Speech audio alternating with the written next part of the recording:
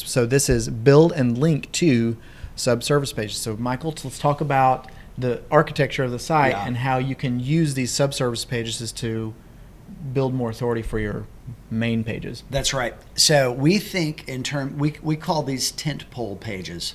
And I think that's a pretty common SEO term. I don't think that's something we invented. So whoever gets credit for that, thank you. But this is a concept we've been using, I don't know, probably 10 years. But if it's in your top nav, and maybe you've got a top nav on your website and you've got your 3 or 4 big categories right there in your top nav, and maybe you've got a drop down menu underneath that, and you're supporting those services pages. What you want to think of is either whether it's in your top nav or you've just got services and a drop down, whatever those big categories are, you want a really strong services page that's kind of the tent pole that everything is centered around. And then what you want to do is think about a circus tent. The pegs that are around the perimeter of the circus tent, these are the supporting pages. So we internally call these subservices. And then what you want to do is build these so that the subservices pages are all linking, maybe in a call to action type area at the bottom or something that says, this is part of our industrial flooring service, or this is part of our commercial cleaning service. And then link back to that main services page, because then all those subservices pages have links and are creating inbound links to your main service page and sort of supporting it.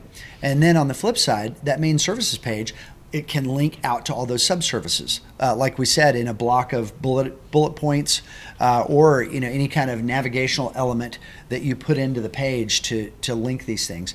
And the good thing about these links is you're not linking the text "click here." You're actually selecting keyword-rich text and putting your links on that text. You don't ever want to link the words "click here." That doesn't really tell. That's a missed opportunity. It doesn't help search engines know what the target page is about.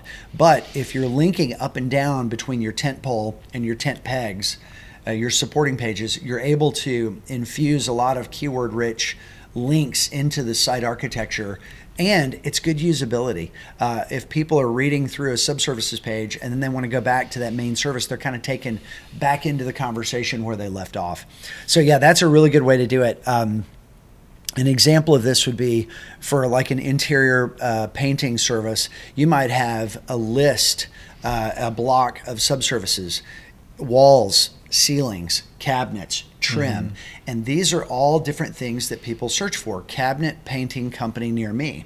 And if you've got a page on cabinet painting and the architecture of the site is clear, it's clearly part of interior painting, search engines are intuitively going to know, okay, this is some kind of painting company, and they've got cabinets, and yes, they're in the area of the person doing the search.